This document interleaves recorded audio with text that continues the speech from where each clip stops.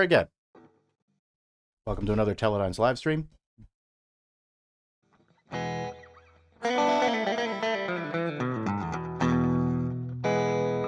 Going to go over, what I say, Stray Cat Strut breakdown today. So we'll go ahead and get started.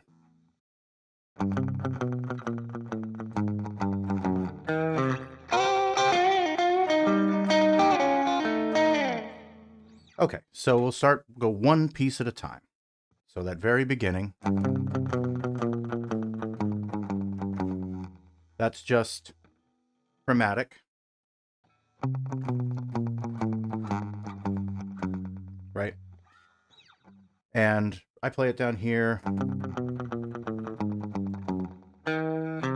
Bend from the minor third, the E flat, down to the C.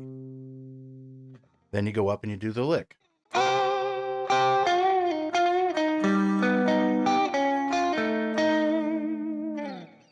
So that's just that first little riff there is just a double stop, the C and the G on the top here. Use the Bigsby, give it a waver.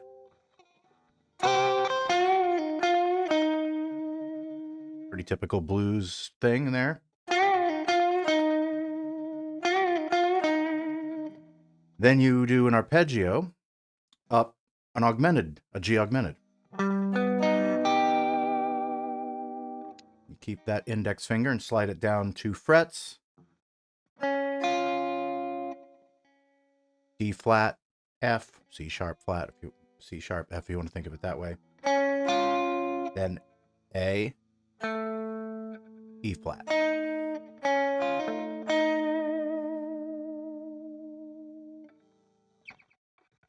So it's kind of like you're playing off of this augmented.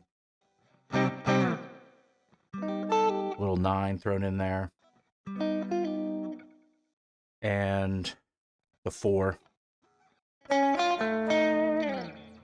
of the scale degrees is what I'm talking about. And then we go right into the progression, and it's just C minor, B flat 7, A flat 7, G7. So that's a standard progression. Everybody's heard that. It's not just Stray Cat Strut, obviously. That's a, summertime, hit the road jack. There's a smattering of others too. It's a pretty standard progression, right?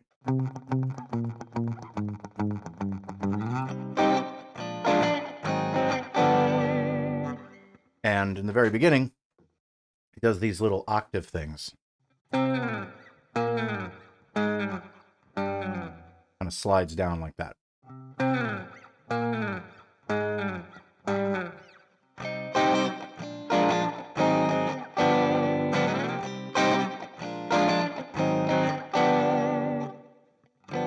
Give the Bigsby a waver towards the end of the progression, right?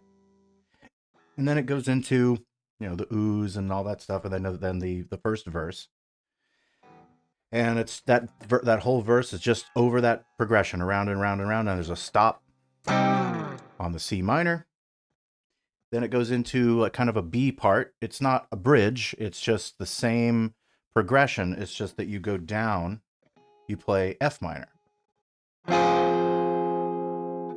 And then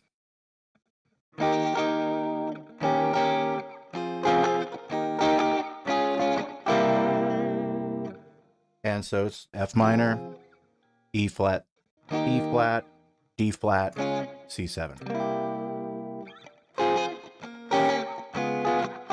I believe the E flat and the D flat are major, just major chords, and then that last one is the C7. And it does that for another verse, so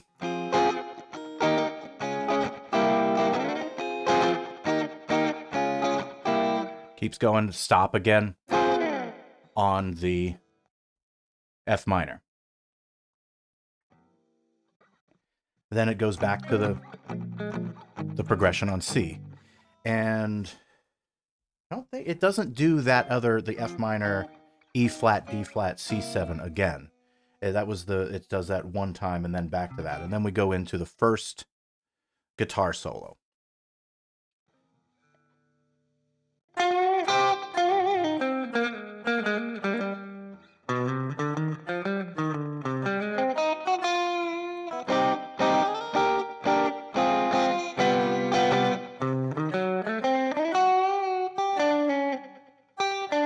Sorry. Trying to play it slower, slow it down here for you. So that's really it. It just kind of goes up into that little the partial F minor, and that's where we go into the bridge. So the beginning of that solo is you bend up. Pretty standard thing. And kind of give that a over the top tremolo, a little waver there. You want to really dig in on that.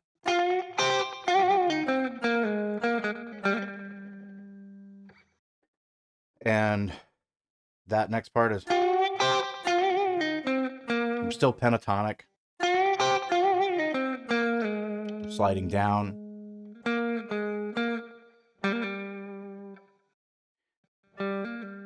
So it's playing off of the progression, right? As the chords are playing underneath the solo, or the bass is playing under it, right?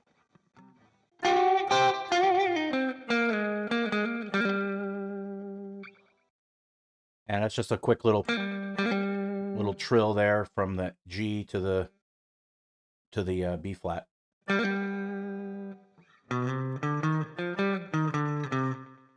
Just playing off of a C minor scale, sliding up to a C.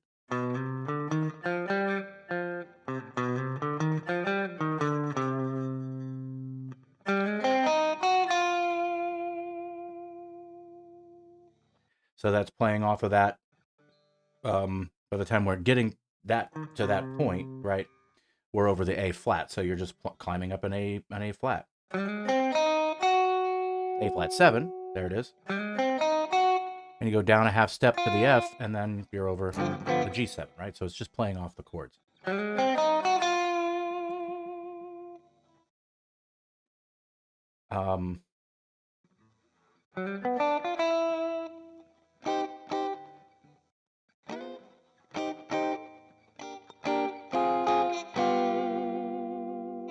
And it's just playing off the sevenths, right?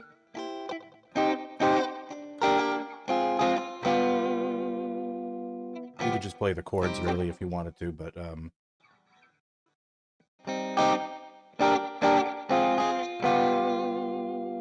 play that first C sharp from right. So instead of going back up here to the C sharp, you're down here playing this version. You're just playing seventh chords, but it looks like almost it's the same shape as a major, like an E flat major 7 and a D flat major 7. It's also you can think of it as a B6, E flat 6, A flat 6 to a G7, right?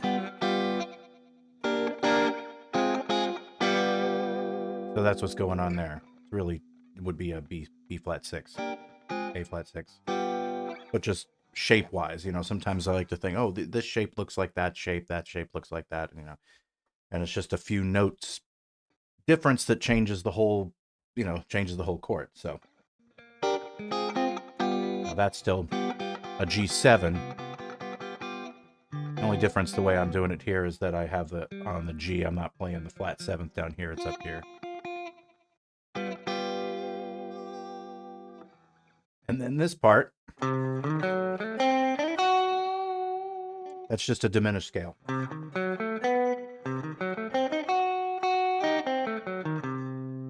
C diminished. And you're kind of sliding up. So you hit the first note, slide up 4 frets, and you can kind of think of it visually. It looks like this. Almost like they're going diagonal along the fretboard, right? The fingerboard. Now when we get to the B string, we got to go up an extra fret, right? Bend that a little bit.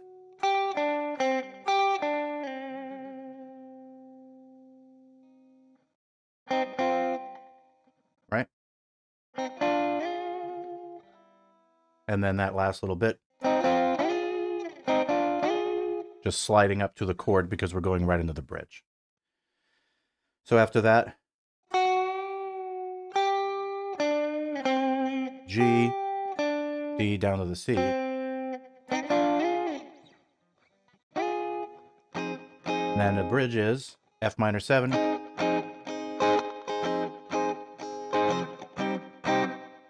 Throws in a little 9 here.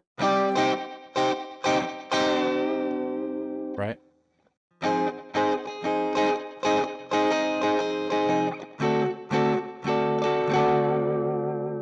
D7, big 2. That chord, technically an A flat minor 6. Play it down there too. So that's the way it is on the recording. You can also do, I've seen like live versions of it where you can do something like this where you're actually like walking down.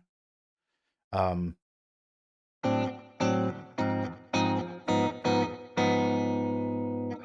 you're playing a D7 to an A flat 6, major 6, and then going to a minor 6. You can do it that way if you want. Or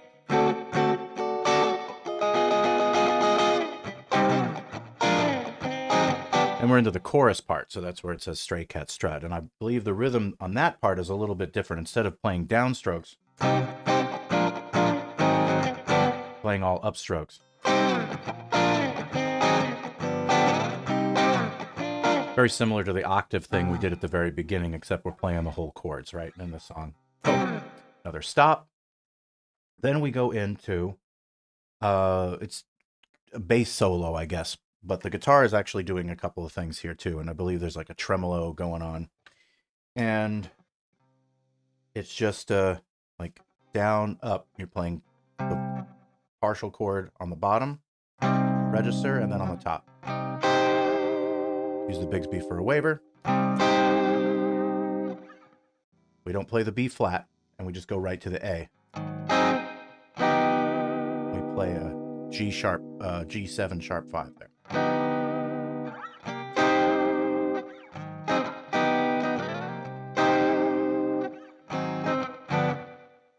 And then you do that 4 times. On the 4th time, you just play a G7.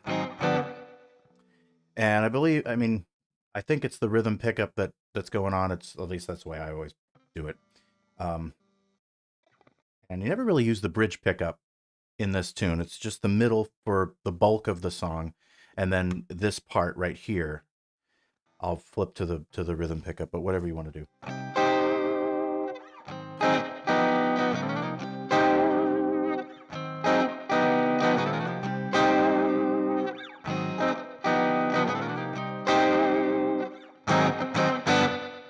Second solo. Now we go into the second solo, and this is partial C minor.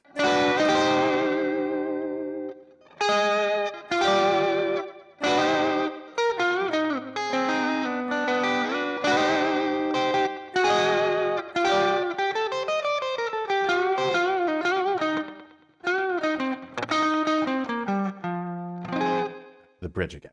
So I'll slow it down a little bit more so I can show you. So you go up.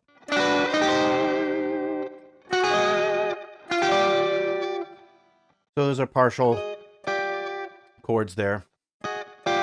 They're technically 9s, A flat 9 to G9. Oh, I'm sorry. No, it's a G7, just a partial G7.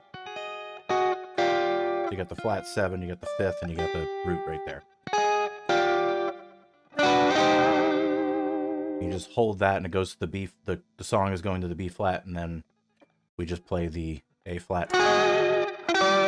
And that's kind of a pre-dive on the Bigsby there. So you're here, and you slide up, and you kind of play it a little slowly, so you're raking it just a little bit. And then you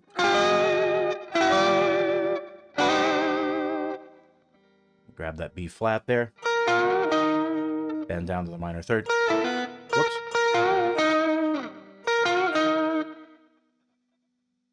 And then you're just playing again. We're not really playing over the B flat. We're letting that go by. And you're just picking a partial basic major chord.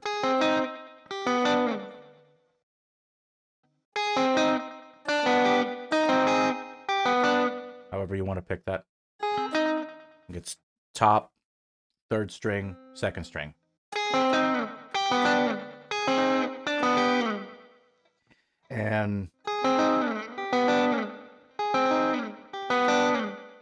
And you're just sliding those down after you pick them, right? And then you're back to this again. Back to this. And then the song, then there's a stop. And we're just doing a minor scale here.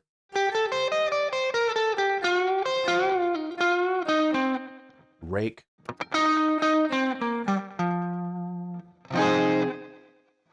So it's just G to A to the C. Down a minor. Very, very straight ahead scale stuff. Doing that bend again.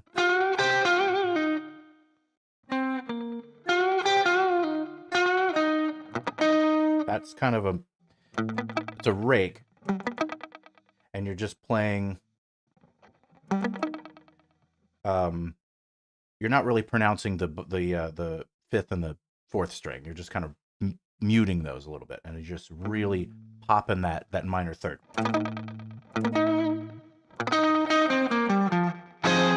Down to the F sharp. There we go. So.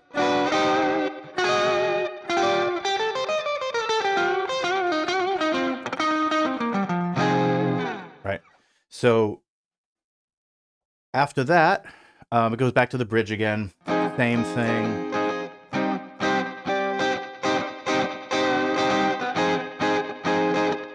Here, if you notice, there's a little extra little guitar riff. He goes down to the F minor. Slides up. Octave. Plays that.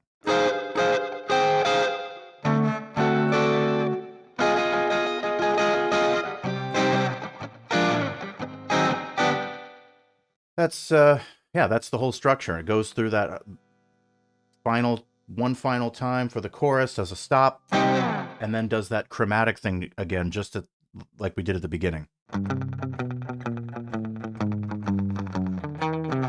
And goes up to the end lick.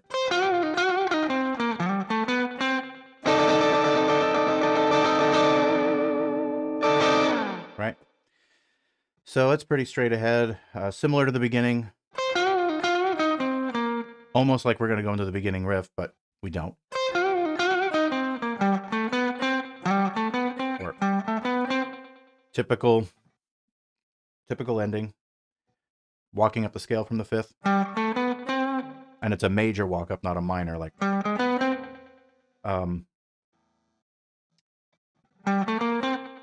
so it's just what is it? G, A, B, C. Then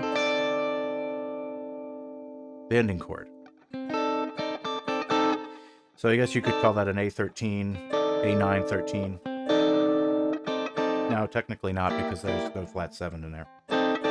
So what is that? A D?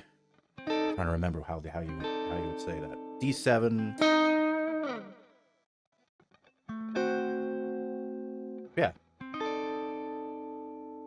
Just a D7. Where's the E flat? Trying to get it. So sorry, D7, flat 9. There you go. You just have to figure these chords out. Sometimes you play these shapes all the time and you forget the names of them. But you just count the scale degrees, and you can figure it out. And you can you can name them whatever you want. It's just a matter of where you want, how complicated you want to be with it. You could call this a C, C minor 6 9. That's probably more accurate to what it actually is. Or an add 13 9. and you just tremolo that at the end, and it's just free time, final hit, and that's it. That's the whole. That's the whole tune. It's not too bad. It was one of the earlier rockabilly tunes that I learned.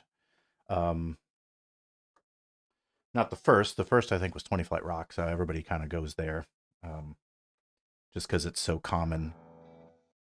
Uh, I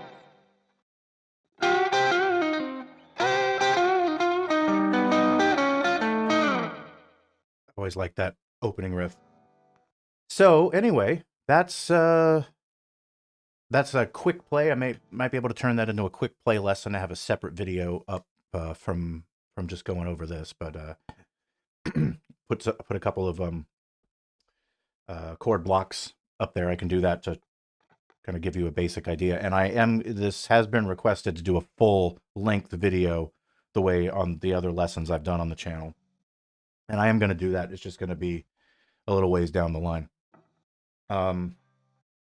So other than that, tomorrow I got a couple more things to talk about here, but tomorrow I'm going to go over actually an Eddie Cochran tune. Somebody had mentioned in one of the comments from the last stream later about Eddie Cochran. I was like, oh, that'd be perfect. We can go over at least one, maybe two. Um, uh, Probably like "Come On Everybody" and something else. They're similar to each other, but they have they have some fun riffs to it, and nothing. There's no real crazy solos or anything like that. It's just more about the groove and the progression and the feel. All right, so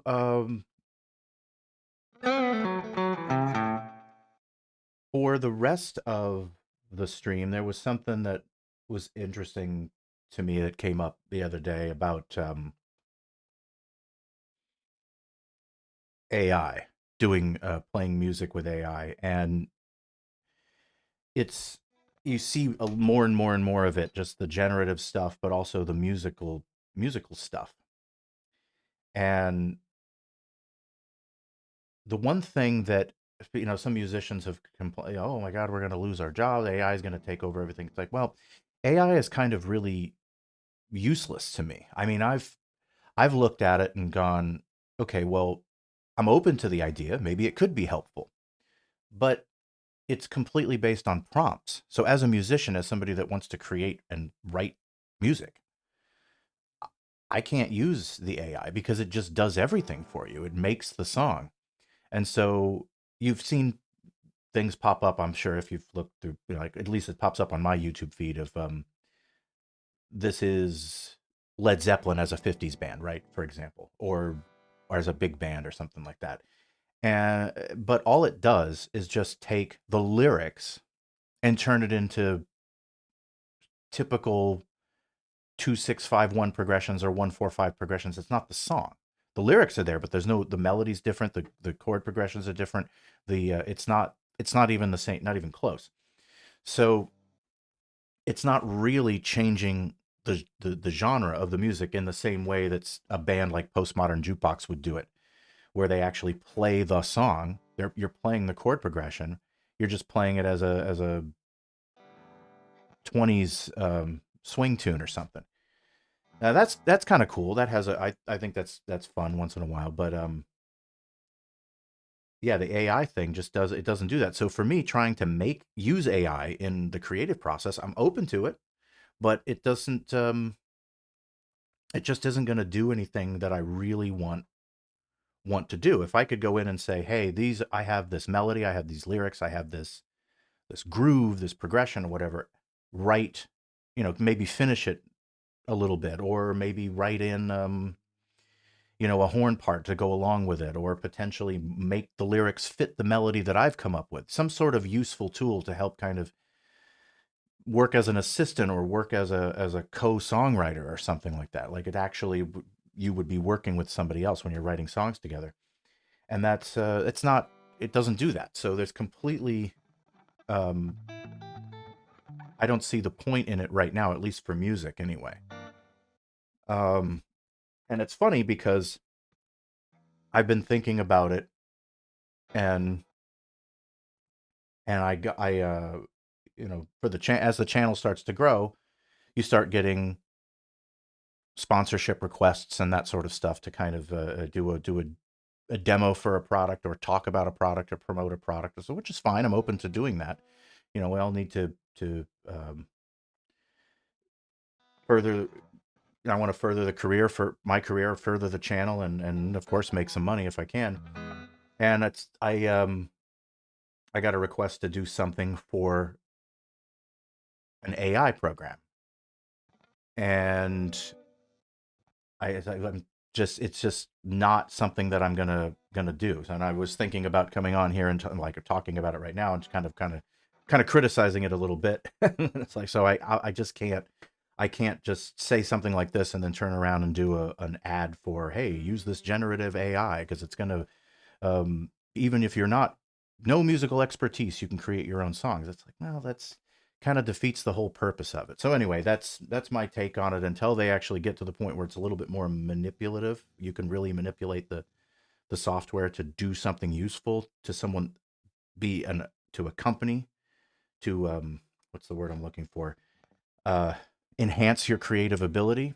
Until we get to that point, it's kind of at this point it's fine for funny videos and funny songs and stuff like that. But I don't think there's no real danger of anybody losing their jobs to AI in any real capacity. So that's my 2 cents anyway. And if that Disney lawsuit goes through, who knows? We could be looking at a different landscape entirely.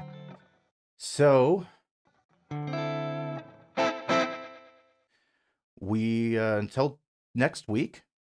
That's about all I've got for you today. We'll go over the Eddie Cochran stuff tomorrow. So I'll go over try to refresh my memory on Come On Everybody and something else.